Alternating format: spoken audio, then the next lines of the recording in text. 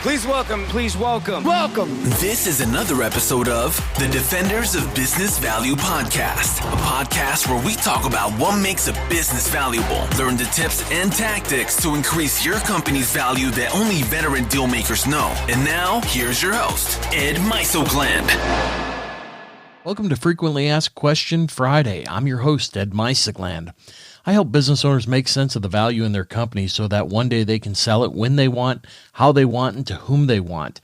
Each week, I answer 3 questions about business value or selling companies that come in from the website or social media. This is a little bit shorter of an episode, but hopefully it will be helpful in your journey to making a saleable company. All right, so let's get to it. The first question today is how to tell employees about a pending sale. Well, the first thing you want to do is have somewhat of a plan. I mean, it obviously, if you've managed the sale yourself or with a broker, I mean, it's a confidential thing and it's never over until it's over. So the first thing you got to do is make a plan. When and how are you going to plan it? And depending on the number of employees that you have, you may wish to phase out information. So the first thing is, like I said, make a plan, determine how and who is going to be included in that plan.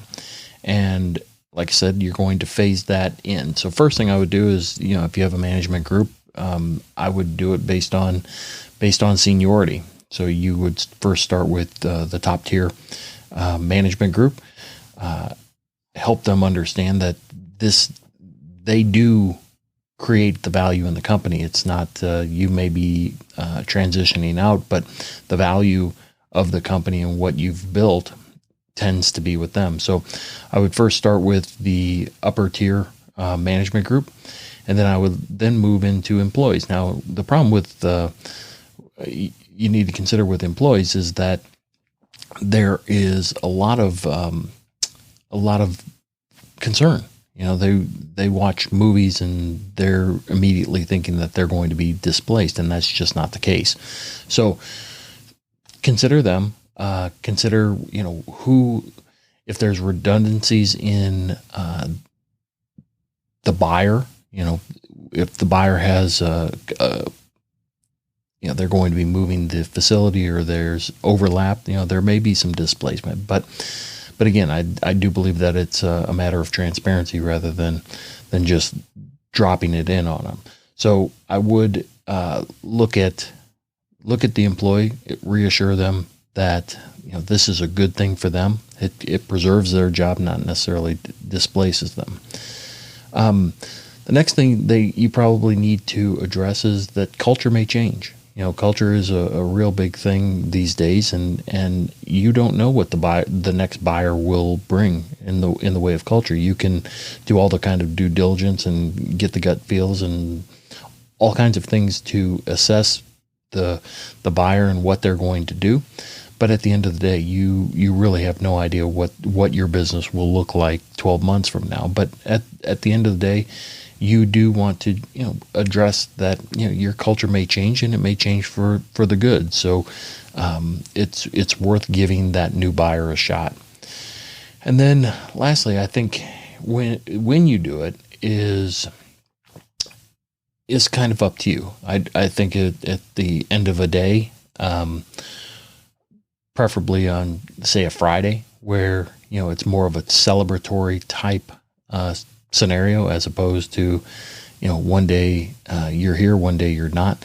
I think you need to make it a real good thing where you introduce the buyer. Here's why I selected the buyer to sell to. Here's kind of the vision, and then they have the opportunity to also do their own introductions.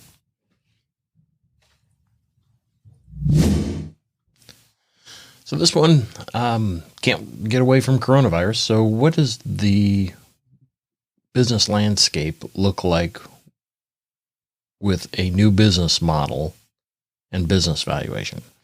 All right, if I understand the question is, okay, so the business does not look like it used to.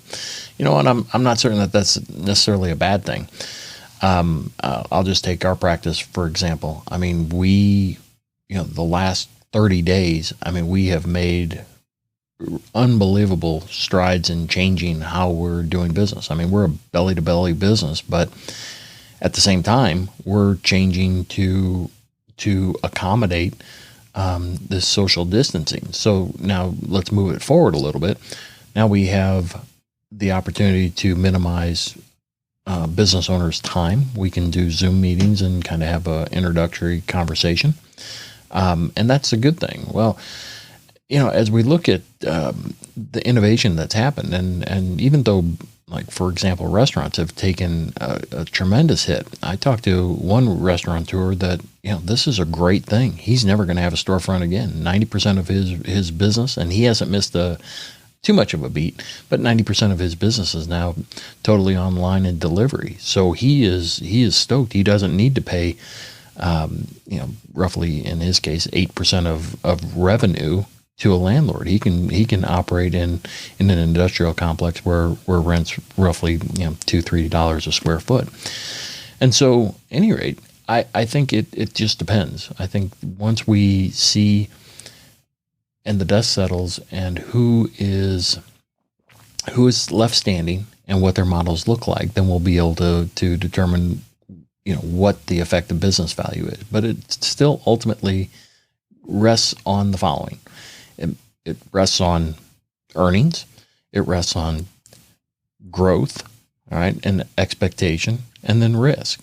So this coronavirus has done nothing but amplify risk. Where are the chinks in the armor in the process? So the new normal, and I hate that using that cliche word, but what is new may be better. So I think we just need to kind of sit tight and see where this thing lands. But I'm relatively encouraged on what business value looks like here in 21, 22. So I hope that answers your question. If you need a follow-up, just reach back out. The last question is about equipment appraising. So what do you believe the market is for used equipment after coronavirus? Okay, so I do a fair amount, or not as much as I used to, but I do a fair amount of equipment appraisal for allocation of purchase price for the deals that we do. And my take is like the last recession. I mean, there was businesses were going out of business, and as a result, more equipment was being put on the market. So obviously, with supply and demand, the values would decrease just simply because there was alternatives to find cheaper equipment elsewhere. And with certainly with the internet and online auctions, it's a lot easier to get better deals. So my take will be that the values of equipment will go down as supply goes up. And regretfully, I hope that I'm wrong, but I actually don't think I'm going to be on this one. So I hope that answers it. If you need resources on where you might want to sell equipment or how to get equipment valued, certainly reach back out to me, and I'm happy to help in that capacity. Well, that about wraps it up. But before you go, would you like to receive a weekly newsletter of curated articles that I've stumbled upon or am writing about regarding business value and making a company saleable? Well, if so, go to defendersofbusinessvalue.com and sign up for the newsletter. Now, if you have a question that you would like answered, go to, again, the website, defendersofbusinessvalue.com, and push the appropriate button, or you can email me at ed@defendersofbusinessvalue.com, or you can reach me at Twitter at Ed Miso. Thank you so much for spending time with me. If I can ever be of help to you in any way, please don't hesitate to reach out. Have a good weekend, and I'll see you next week. This was another episode of the Defenders of Business Value podcast. For more episodes packed with strategies to increase the value of your business, visit defendersofbusinessvalue.com for show notes, transcripts, and free tools to start you on your journey. Subscribe now so you don't miss any future episodes.